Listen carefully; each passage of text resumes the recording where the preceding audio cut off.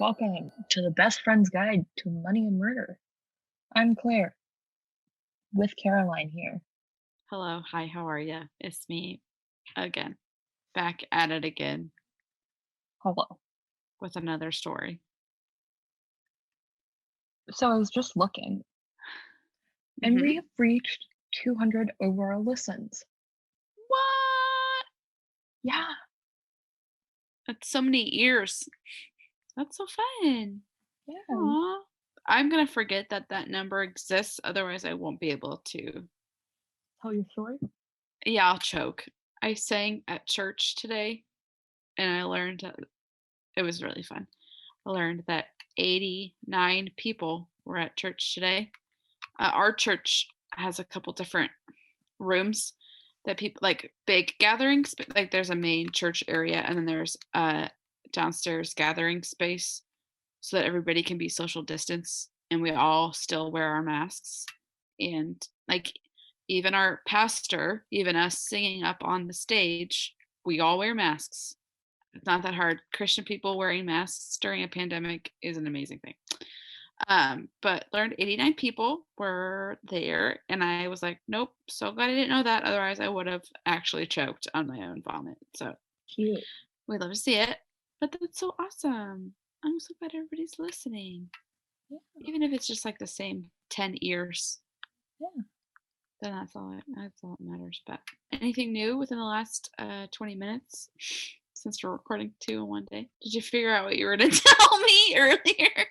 No, do not know. No idea what I was going to tell you. I'm sure if it was important, I told you. Riveting content. We've never figured it out. So it's gonna bug you, and at 11 o'clock at night tonight, you're gonna remember, and you're gonna probably snap at me. It's gonna be fine. Yeah. Riveting content. That is what we're here for. I'm going to have pasta for dinner. Yummy. Mm-hmm. I don't know what I'm having for dinner. I'm making my little sister and my husband figure it out, As you should. as I should. So I got myself like a real like bar cart thing, and I've been setting that up. That's been fun. Oh my god, cute! I have one of those. It's fun. Yeah, I made Manhattans last night. Ooh. Do you like whiskey? Yes. I did not know that. I just don't drink a lot. Yeah, I don't like how I feel gross the next day, so I do it sparingly. you're old. Yeah, I don't like having a headache, man. That's fair. I don't like my tummy hurting or my head aching, and I like just existing causes that to happen sometimes. So, my story today is spooky. Oh, whoa. I have a spooky story. Oh, Are you prepared for a spooky story? As you know, it's going downhill. Here we go. Buckle in. Today I will be telling the story of Bobby Mackey's music hall. ooh. I will be mentioning my favorite show, Ghost Adventures. So, okay, Caroline, you're covering a music hall. What's so spooky? Oh, baby girl, let me tell you. So, Bobby Mackey's seems harmless enough. It's a music hall, it's super fun, it's fun and fresh, goofs and gaffs as they. It's owned by, you guessed it, a man named Bobby Mackey, who's a country singer who bought the land in 1978. Before then, originally, it was considered a slaughterhouse. In 1850, Oh, this was, yes, a slaughterhouse and meat packing facility, and it is around the Kentucky area. Now, there's some speculation to say that this closed around the 1890s because of like potential satanic cults. We'll get into that maybe like a little bit. So my sources are from the first episode of the first season of Ghost Adventures, whoa. the Travel Channel, and Wikipedia as well. Oh. Our story begins with a headless woman. Pearl Bryan was 22 years old. We haven't had a Pearl in a while. I would love a good girl named Pearl. She really was just a small town girl living in a lonely world. Yeah. Who actually took a midnight train from Indiana and came to Kentucky. Her headless corpse was discovered in a field less than 2 miles from this spooky slaughterhouse. Now you're like, what happened? What did she do? What happened to her? Well, okay, so she was found with her head decapitated in Kentucky around 1896. She has been buried in the Forest Hill Cemetery. She was laid to rest there. So she's finally in a place where she can rest, technically. She was 5 months pregnant, and it was found that she had actually been murdered by her secret lover, Scott Jackson, who was a dental student. Him and his roommate, Alonzo Whaling, killed her and killed her. They were going to arrange for her to have an abortion because they weren't married. That was like a high ticket item in the 1800s. Like, don't have a baby out of wedlock or you're literally going to hell. Yeah. In the Travel Channel's information on this, they go into like more detail than like Wikipedia or whatever. Basically, they said they tried to attempt the abortion themselves. Oh no. And then go well. So, no, they didn't go well. So they might have, I don't know, covered their tracks, put her body in an empty field, and then, I don't know, cut off her head so she couldn't be identified. Oh. They would have gotten away with it too, Scooby, if they hadn't left her shoes on her feet. Oh. They were able to somehow use her shoes to identify who she was. That's impressive. They were both hung for their crimes. I guess Alonzo said that he was going to haunt the place forever, which, if you're grumpy and, you kill somebody and you're not really excited about being hanged, you're going to say some things that are spooky. Her head has never been found. Where'd it go? They gave multiple different stories on where it might be, at the bottom of a river or a body of water, just in the forest somewhere, just different places. Oh. Now, there's speculation, too, that the boyfriend, Scott Jackson, might have been part of a satanic cult, and it may have been used in a dark ritual in the basement of the slaughterhouse. Oh. I hate it. So, after that, she gets demolished, the slaughterhouse.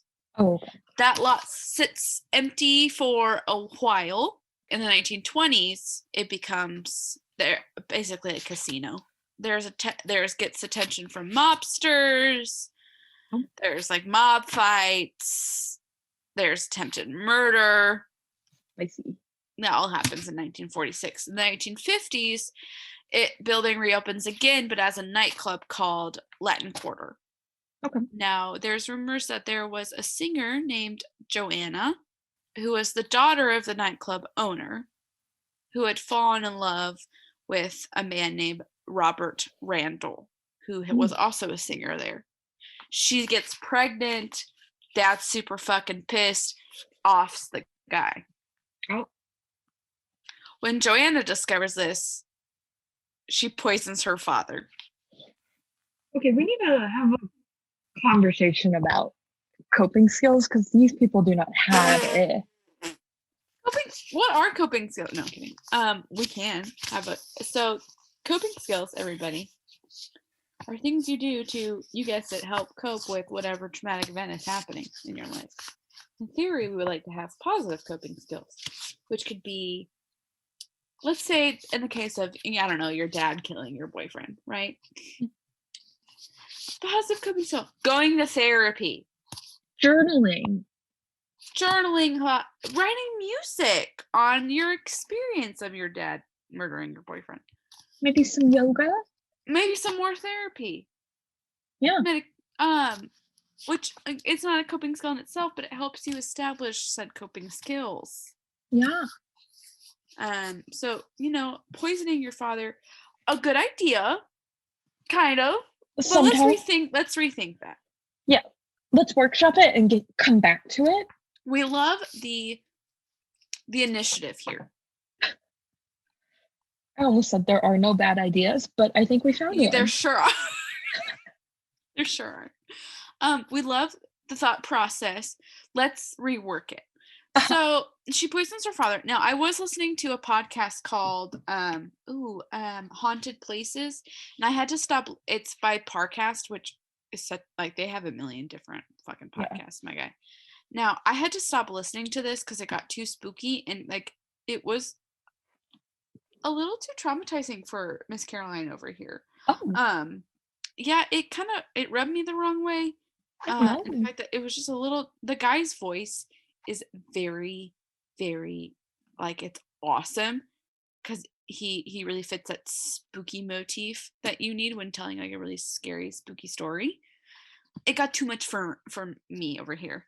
But she for sure, like, the way he described it is, and this must have been from just a lot of research that this man did for this Haunted Places podcast, is that the guy gets murdered. She goes on singing.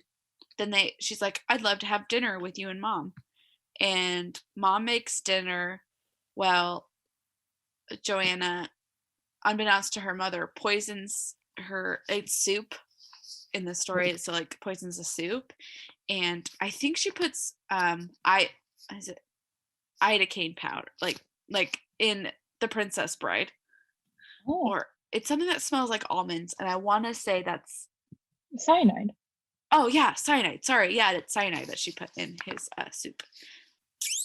Well, whoops. She then does, as a very big trigger warning, she does end up unaliving herself in the basement of the building, Claire. Alrighty. Didn't we just talk about the basement earlier? Mm-hmm. Oh, remember the basement, honey, because it just, again, goes downhill. Sounds like it.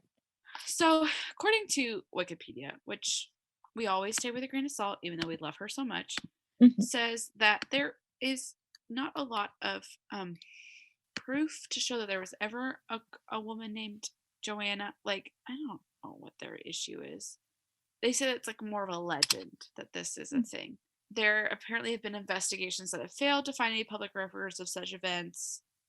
Blah, blah, blah, blah, blah. No connection between Bobby Mackey's and the Pearl Bryan murder have ever been established, etc. and so forth. So that's a caveat, but as we like spooky stories, for the purposes of this, let's believe all of this has happened. Yes. So, Robert Randall. Well, okay. Remember that name. Like I said earlier, in 1978, a young little country singer named Bobby Mackey purchases the building and he turns it into his music hall, which is still there today. What's interesting about good old Bobster is that his name is actually Robert Randall Mackey. Oh. In the Ghost Adventures episode, they were saying how something came over the mom within the first couple of days of Bobby being born, where she felt called to name him Robert Randall. Spooky. So spooky. It's such a good fun fact, and it sends chills literally down my spine. Okay, now Bobby's got it. He's hanging in there. He's doing all the things, having a music hall. We love to see it. Strange activity do be happening in the music hall. That checks out.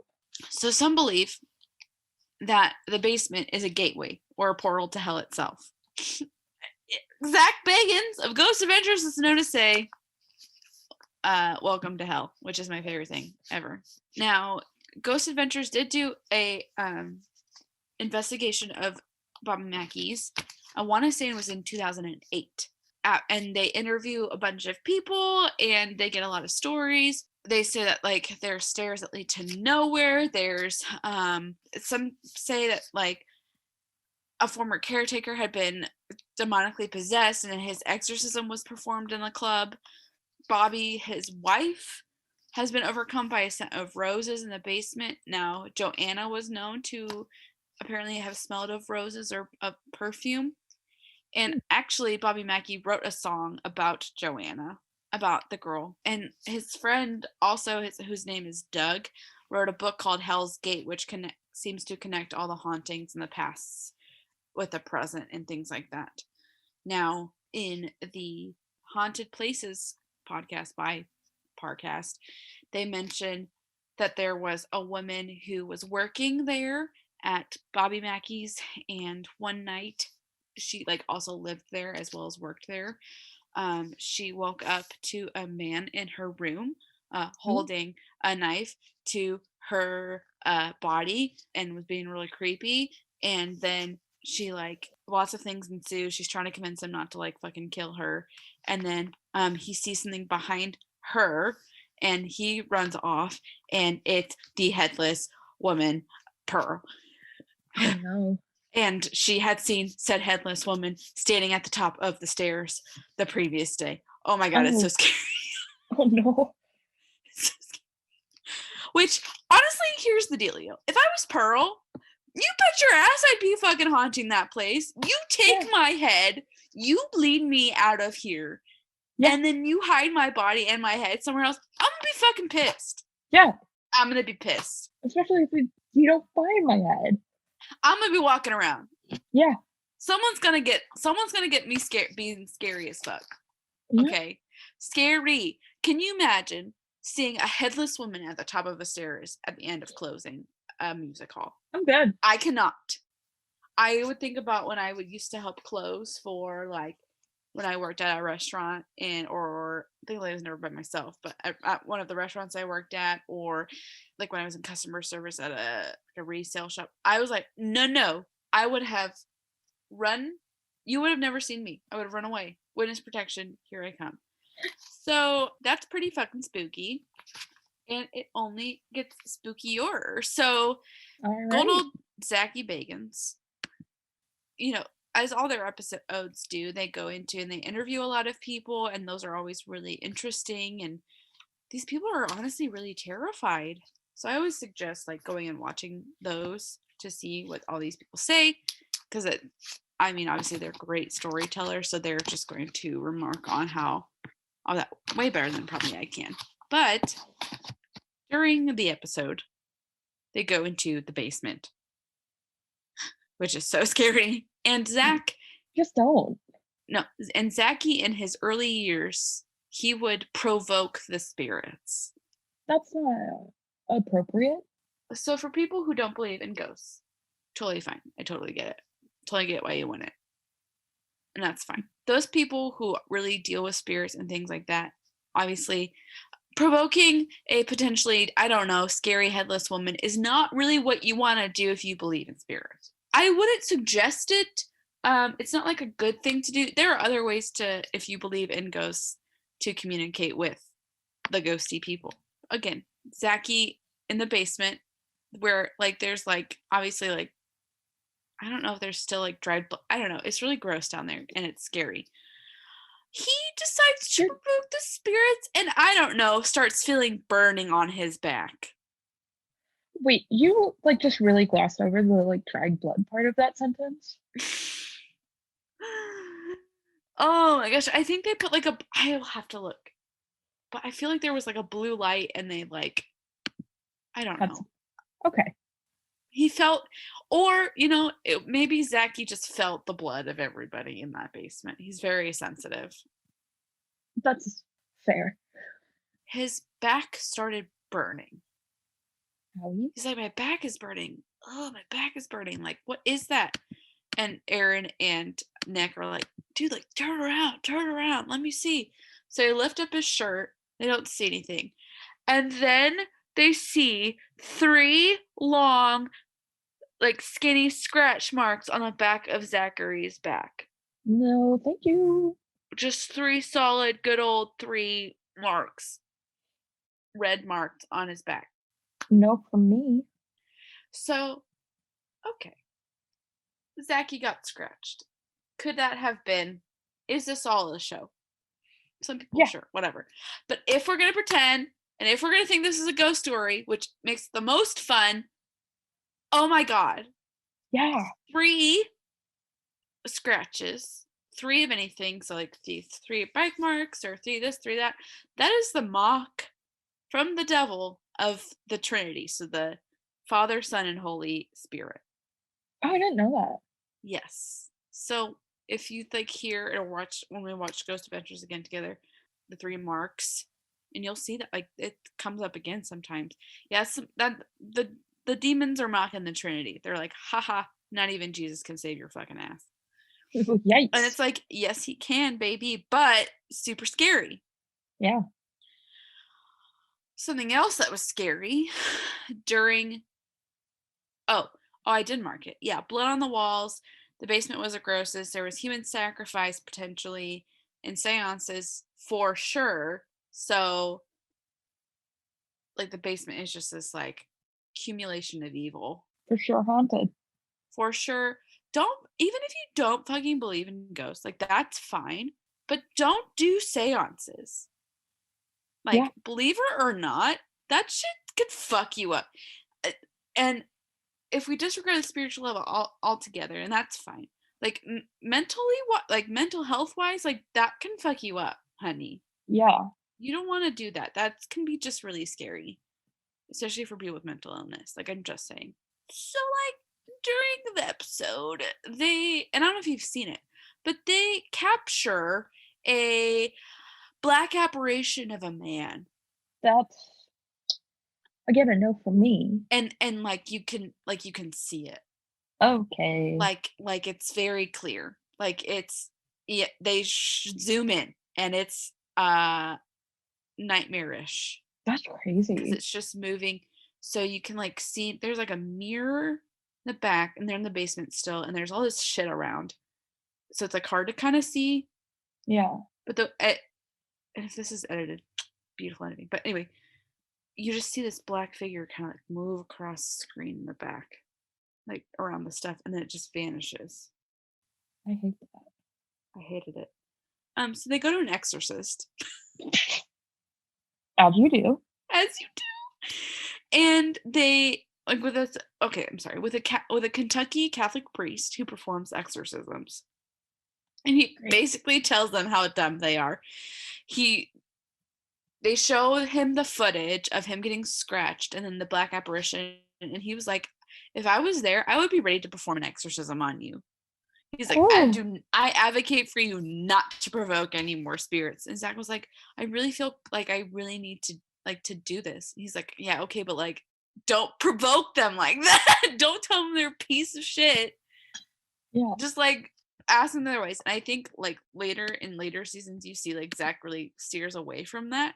He definitely like does other things because he says like come at me or do your worst or something. He likes to do that sometimes.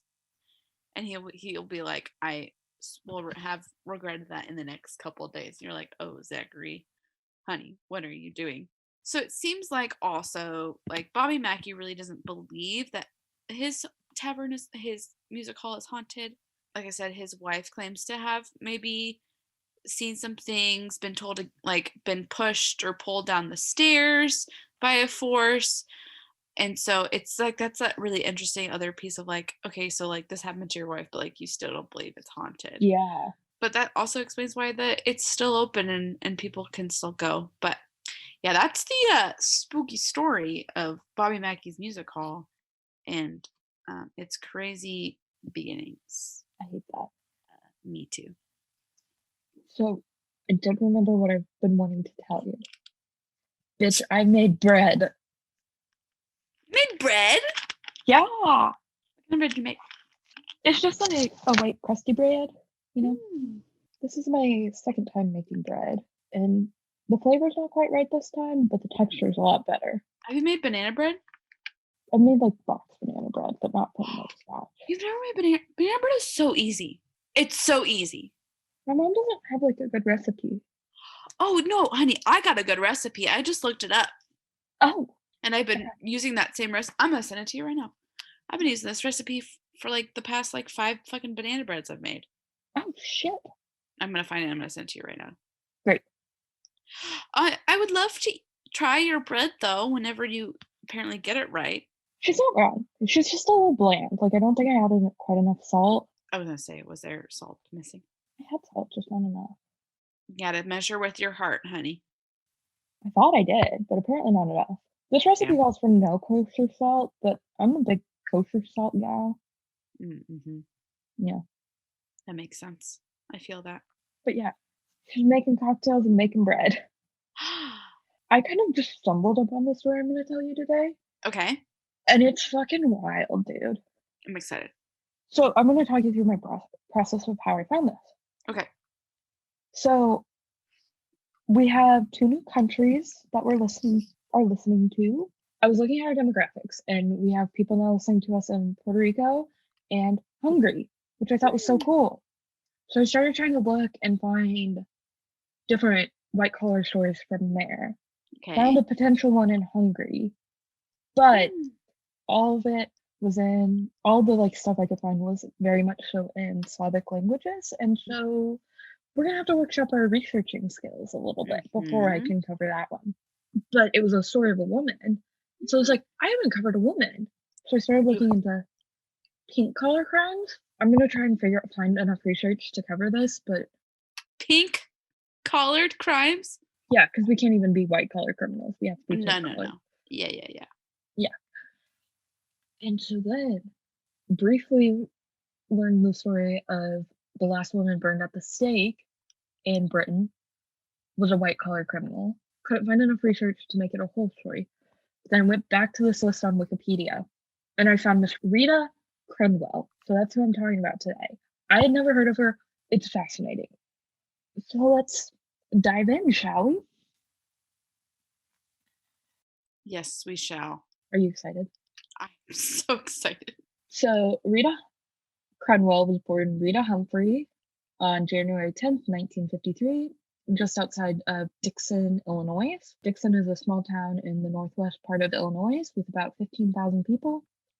And it is, I hate this word, but don't have a better substitute, the boyhood town of Ronald Reagan. So he spent like his preteen teenage years there. So people could just say the town where he grew up. Yeah, but he wasn't born there. You know what? Maybe boyhood is what. You just have to say it, man. So she spent her whole life in Dixon. She was raised on her family's farm just outside of Dixon. She was considered a smart and popular student. In 1970, a year before she graduated high school, she began working as a work-study student at the Dixon City Hall. So even in high school, she was working there. In 1974, she marries Rita Crenwell, an engineering technician. Okay. She changes her name, and at this point, she was working in the mayor's office as a secretary. Jerry and her get divorced in 1986. Yeah. In 1978, she begins showing horses at American quarter horses, which I don't really know what that distinction is, but she begins kind of being like a horse showman. Horse girl. She is, in fact, a horse girl. Okay. So that's kind of her passion. Good. In 1983, she was appointed the treasurer and comptroller of the city of Dixon, which a comptroller is a senior management position that oversees all accounting and financial reports. Mm-hmm. And she would hold these positions for 30 years. Good for her. So she's been working, since she was like 17 in the office. So she worked for the Dixon City Hall for like 40 years. Wow. Yeah. She had an absolutely spotless reputation. The city commissioner even said that she looked after every tax dollar as if it was her own. Mm-hmm. On December 8th of 1990, Rita opened a bank account named the Reserve Sewer Capital Development Account for the city. But here's the thing, Caroline, that account only appeared to be a city account, when in reality, Rita was the only signature on that account, and she just made up that name. So Rita would have funds deposited into a different account called the Capital Development Fund, Mhm.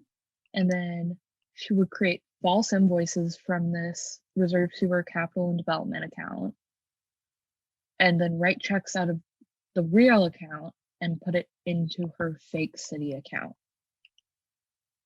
She would make the checks payable to the treasurer, and so Rita could deposit it into that account, and she would profit the money. Oh. And Rita would continue this relatively simple scheme for 22 years. Yes. It averages out that she would steal $2.5 million per year doing this. Oh my gosh. However, that's just the average. So I do have like more specific. So in 1991, so only 1 year after she started doing this, she only stole $181 million, or not million, $180,000.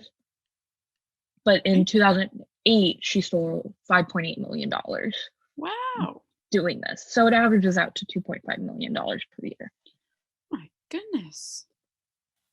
And so like I said, in 2008, she stole $5.8 million. Hmm. And in 2008, the city budget was estimated to be about $8 to $9 million. Oh, wow. So she was stealing half the city budget. Oh my God. Good for her. In addition to supporting her horse breeding with this money, she would use the money to support her lifestyle that was well above her $80,000 a year salary. Mm-hmm. She had several cars, a second house, Mm-hmm. and a $1 million motorhome. Oh, yes. Yes. Me too. I too have $1 million motor home. I love that for you. Thank you. Rita covered up her embezzlement by saying that the state was late in paying their share of the tax revenue. Mm. And what's kind of really sad is she required departments to make drastic budget cuts to stay within this budget. Oh, yikes. This caused employees to go more than 2 years without getting raises. The police department couldn't get new radios. And one of the most notable cuts was to street maintenance. Mm-hmm. And the city had to lay off 3 of its 9 street repair workers. Oh. In the 10 years leading up to Rita's arrest, keep in mind she was doing this for 22 years, but in the 10 years before, only 65 blocks of road were ever repaired.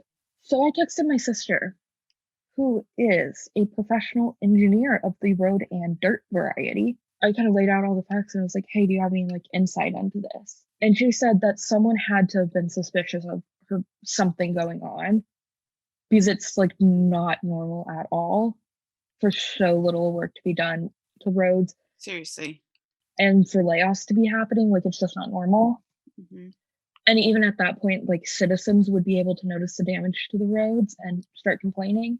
Mm-hmm. In a bigger city, the 3 layoffs could have gone unnoticed, but with a team that small, it should have been cause for concern, she said. And then she consulted her engineering group chat. Oh, Isn't that precious? yeah.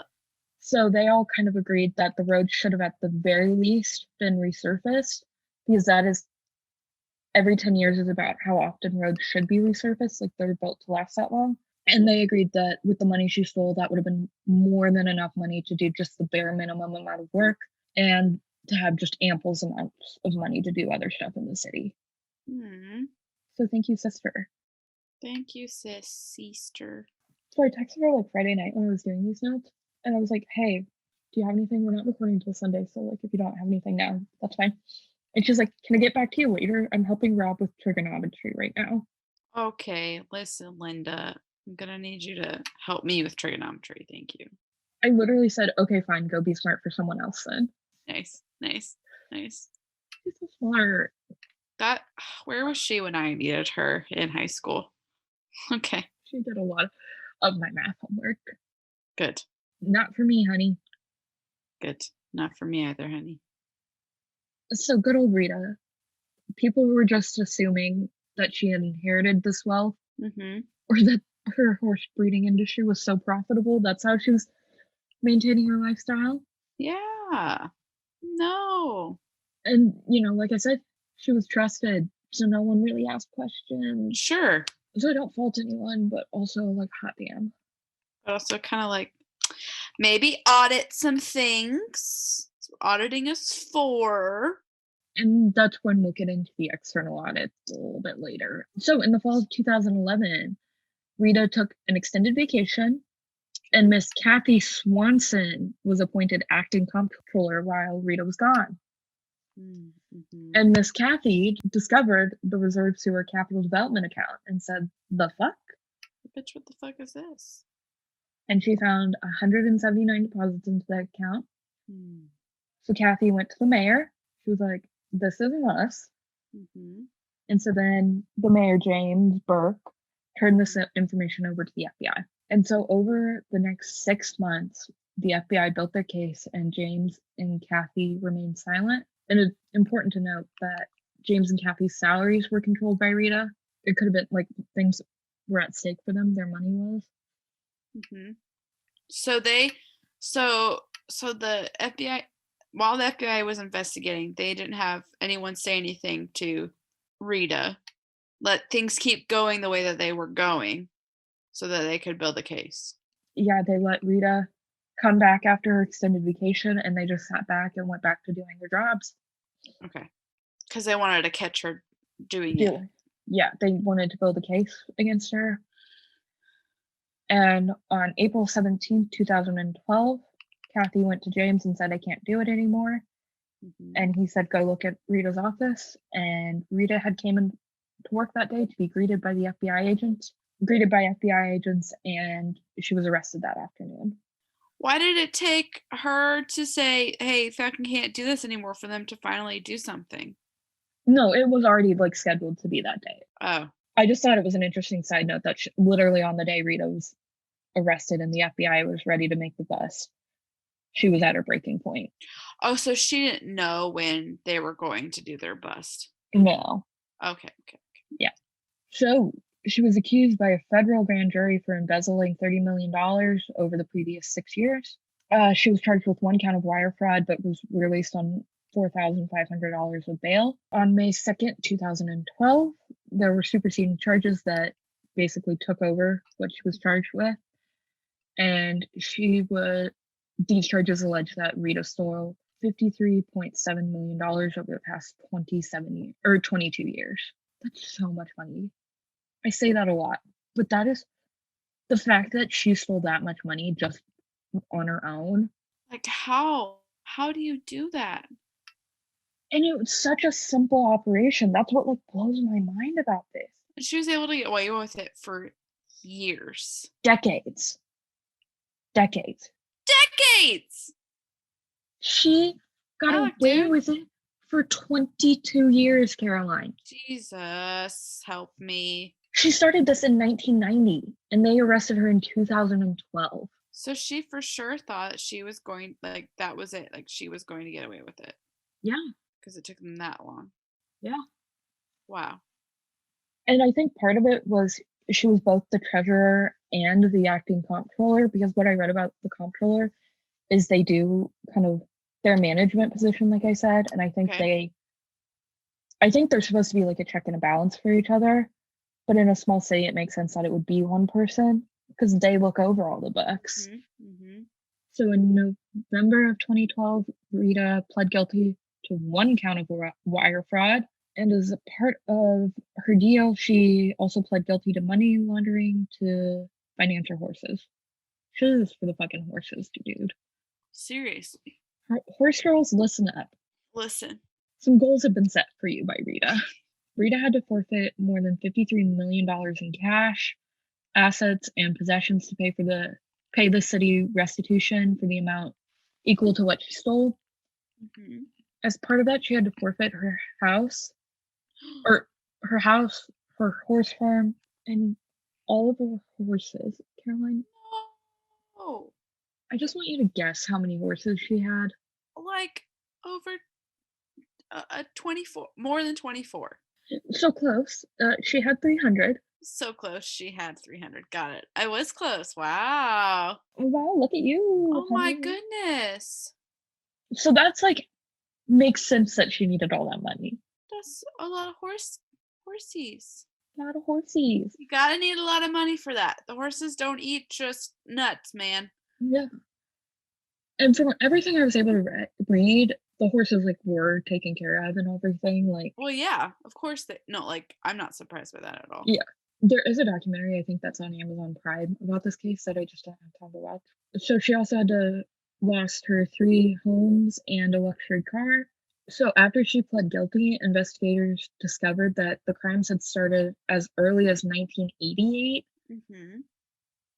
which is 2 years earlier than she started with the bank scheme. This was a little bit of a different crime that was happening in the 80s. She was able to siphon off about $25,000 from the Dixon City Sister City program over 2 years. So fun fact, the sister cities of Dixon, Illinois are Dixon, Russia, Harzburg, Germany, Castlebar, Ireland, and Thika, Kenya. Okay. Fun. Sister cities don't make a lot of sense to me, I I don't know. Yeah, no, they don't make sense to me either. but I, like, love to see it. I do too, and I didn't have time to, like, fall down the rabbit hole. I, like, stopped myself, but I have questions. To like, when they like, in Lawrence, when they're like, "These are our sister cities," it's like, "Cool, but what are we dumb?" I know we're not dumb, so why? Yeah.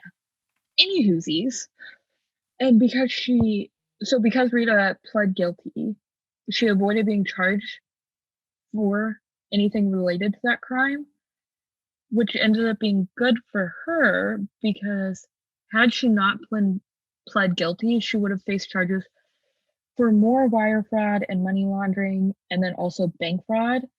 And those charges would have sent her to prison for the rest of her life. Mhm. In the months following Rita's arrest, a new financial director filled Rita's position. Just in the few months since her arrest, the city saw a $3 million rebound just in a few months. Oh. However, the city's operating budget was still off by like just a little less than $17 million. Overall, just because of Rita, the city lost $30 million in the past decade. Oh, no. Yeah. But the city was not going down without a fight. They sued their bank, Fifth Third Bank, and the external auditors, basically saying, what the fuck, guys? What happened? And they settled in 2013 for $40 million. So much money. Yeah. My goodness. Yeah. At the auction for Rita's belongings and assets, that brought in $9 million for the city. So they were able to get up almost to $50 million reclaimed. Good. On February 14th, 2013, Rita was sentenced to 19 years in prison. The maximum for her crimes was 22 years Mhm. that she could have been sentenced. And the judge was so disgusted by her crimes and the fact that she put the horses over the citizens of Dixon that after she was arrested, the judge revoked her bail and reprimanded her immediately into custody so that way she couldn't self-report to jail. I didn't put his quote in there, but he was mad. He was not having her. Good. Yeah. So Rita appealed her case, but the Seventh Court of Appeals upheld the conviction. And so this was all the federal charges. Mhm. But let's talk about what the state decided to do. Oh, no. Rita was indicted on 60 state charges Okay. of theft, alleging that she stole $11.2 million over a 2-year period. And so each of those charges carried a 6-year minimum sentence per count. Mhm. Basically, they didn't act on it right away. They kept it sitting there. The state's attorney said that if she was acquitted, they were going to act on those charges. In April of 2013, the state dropped those charges because the state's attorney said there's no reason to spend taxpayer dollars and to charge her again. Like she's taken enough money from us. And it wouldn't add any time to her sentence because these sentences would be served concurrently. The state did not end up charging her. Wow. Yeah, which makes sense. Yeah, it does. And again, like that's just more money. Yeah, and they were like, she's taken enough money and energy from us all that she's away now. Let's keep her there. Mm-hmm. So her original release date was set to be March 5th, 2030. Mm-hmm. But because of good behavior, her release date changed to October 20th, 2029. Mm-hmm. But let's talk about what happened because of COVID. Oh no. No. So Oh, on April no. 27th, 2020, Rita put in a motion to be transferred to home confinement. Okay. Yep. And she also put in for a compassionate release thing. Oh, for why? Well, let me get down to her handwritten quote in her motion. Did she handwrite the motion? Yeah. Those are my favorite when people do that. Quote, I know at my sentencing you felt I was not given a death sentence with my projected age of release of 77. But now with my deteriorating health condition and the dangers of the COVID-19 pandemic, I feel like I have been given a death sentence. But because of her good behavior, on May 21st, 2020, she was granted home confinement and she withdrew her compassionate release motion that same day. Will you explain compassionate release to those who may not know what that means? I don't understand it too well, but isn't it basically like if you're sick in jail, basically let me die at home?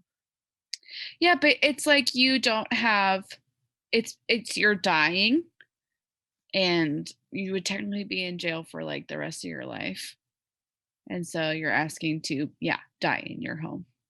We talked about that 2 weeks ago with the Manson case because someone asked for home confinement or compassionate release. I had looked that up for something else. You have to be at least 65, experiencing serious deterioration in physical mental health due to age, have served at least 10 years or 75% of the sentence, whichever is less.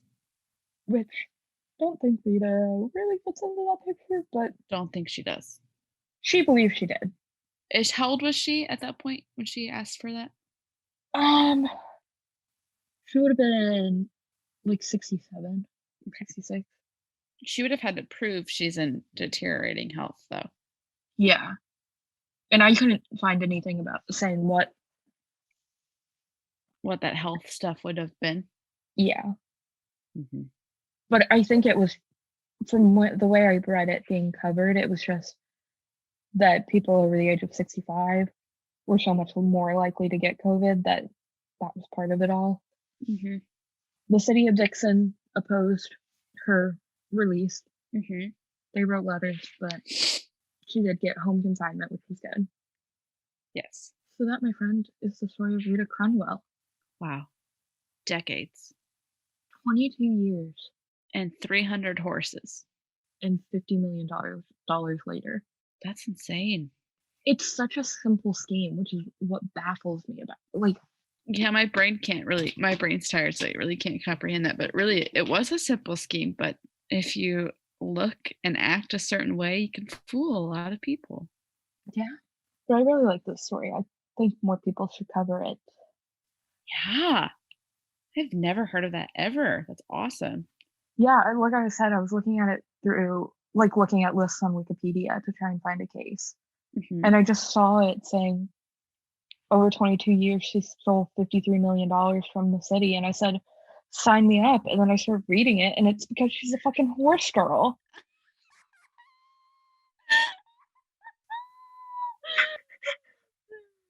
God, I wasn't ready for that.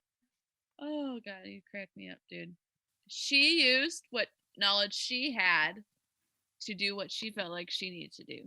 And that she did. She would rather take care of horses than people. Good job. Thank you. Hilarious. Well, you can find us at our website is, you can find us at tinyurl.com/bfguidemm. Mm-hmm. It's linked to our social medias, and there's episodes there. Recommend us to a friend. Please. Write us a review. It Please. makes our day. Pretty please. Email us because we want new friends. No one's emailed us. Should we say that? I'm in. No one's emailed us. I check so many emails. I'm okay with checking more. If you are the person in Hungary listening to us, email us, please. I have questions. We have so many questions. But we love you all. We love you all.